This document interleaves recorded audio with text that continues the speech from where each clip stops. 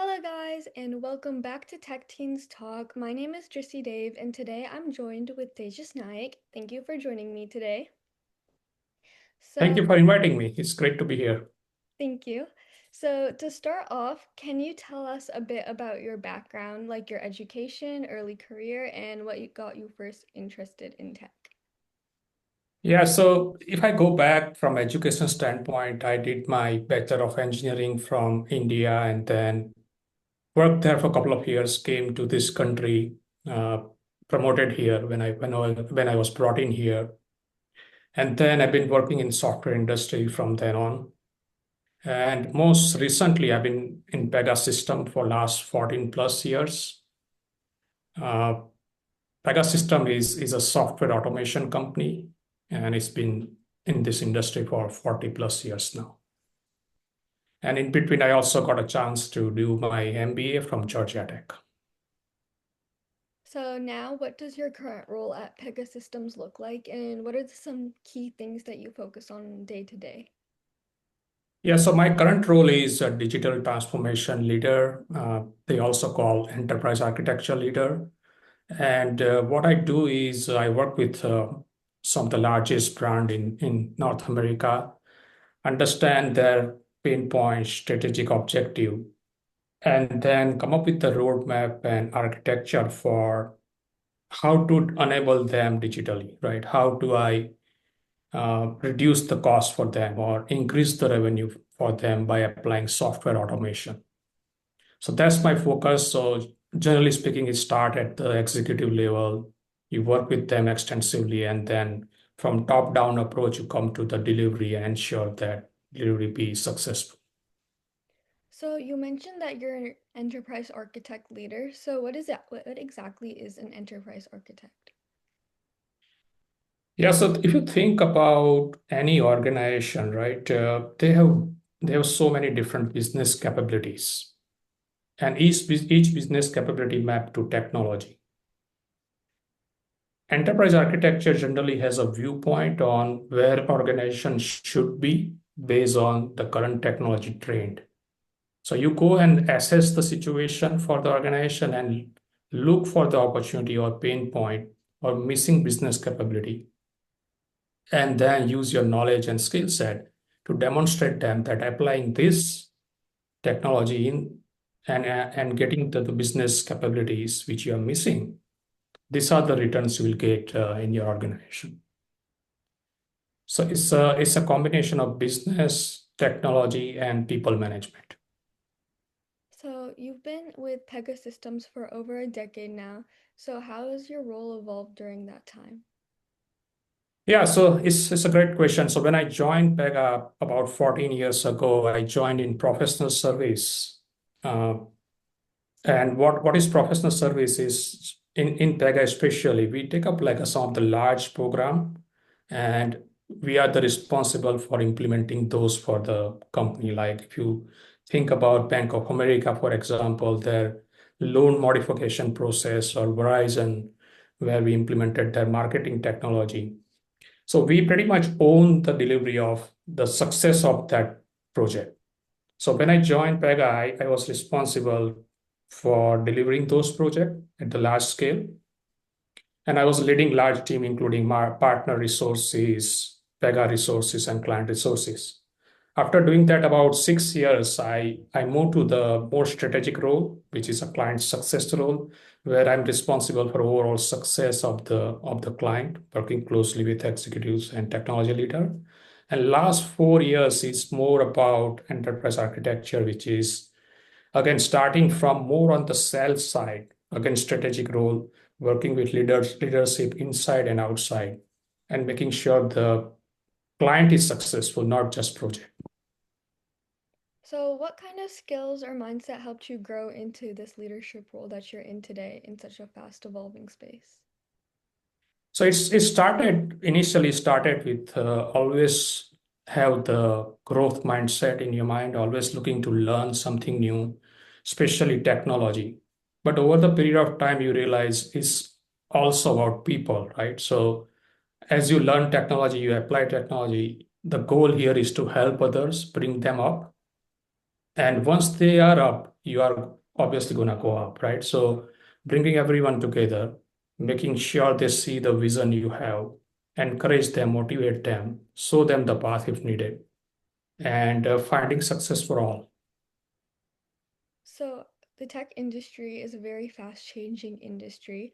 So, how has the work that Pegasystems has done for their clients changed over the years? Yeah, so the crux or core of the strategy of Pega hasn't changed, right? The 40 plus years our founder and CEO started this company, and it's been always about applying technology to improve the efficiency, right? How business and IT can come together, collaborate, and deliver the project successfully. So that's the sort of base or strategy of the company still remains same. But what we had done is we come up with new tool, new product as the technology evolved, right? So way back there was a concept of something called business process management, where you map out whole the business process and look for the efficiency improvement.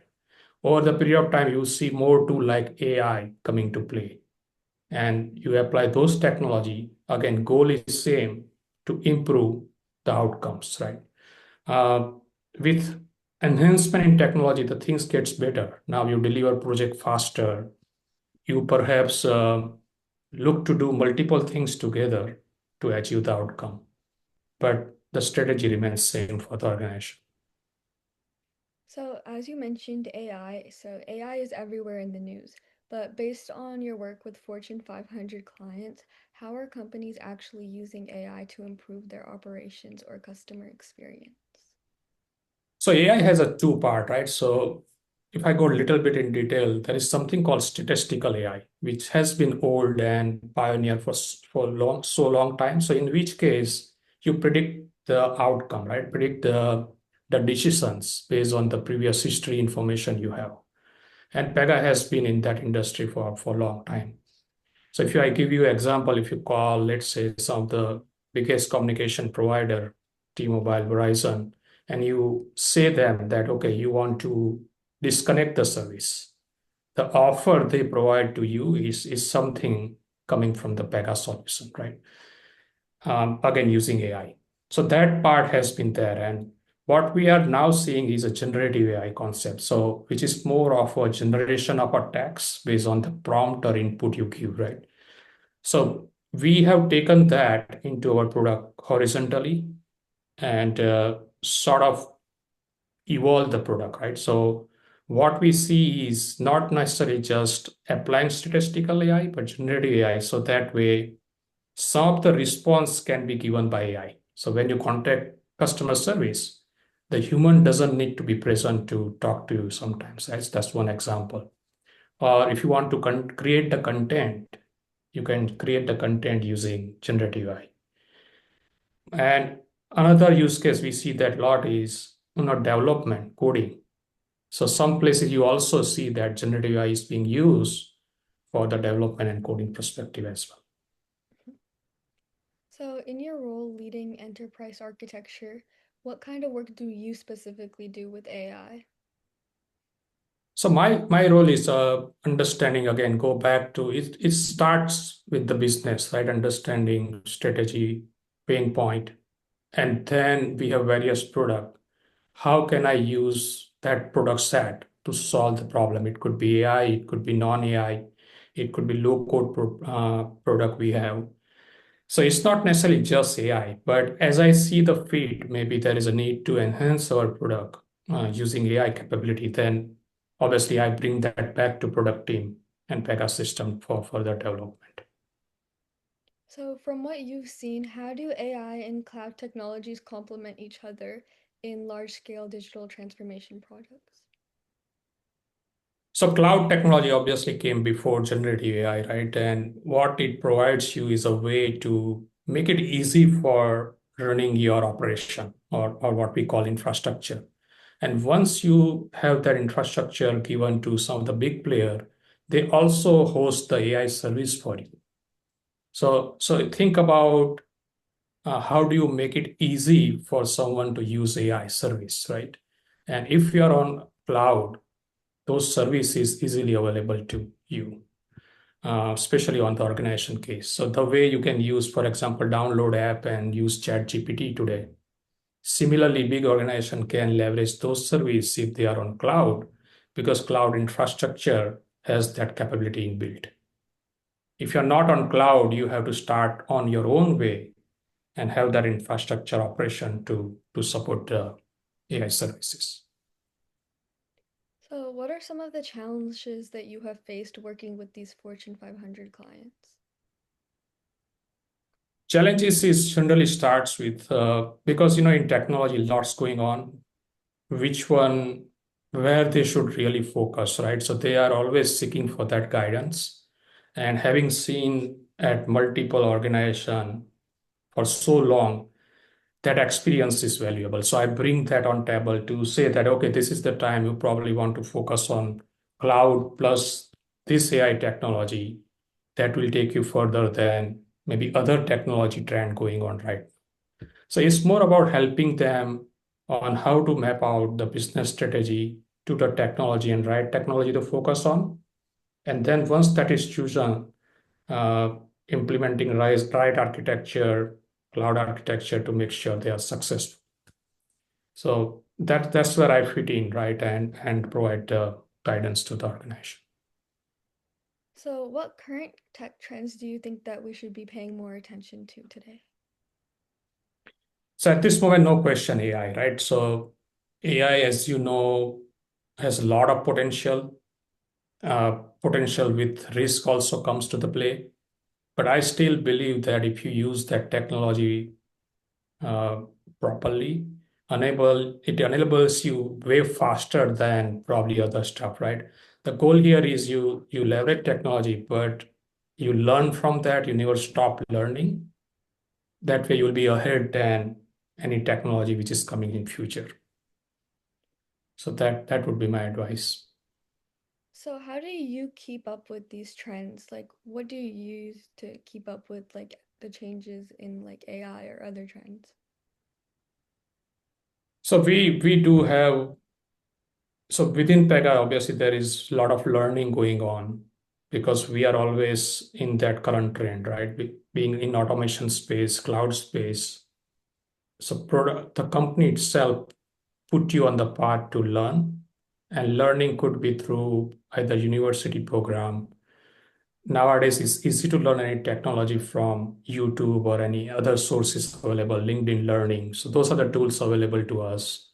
We also have a lot of internal learning sessions, right? So someone comes up with a perhaps new concept or new learning they share with the team, and we pick up, we ask question.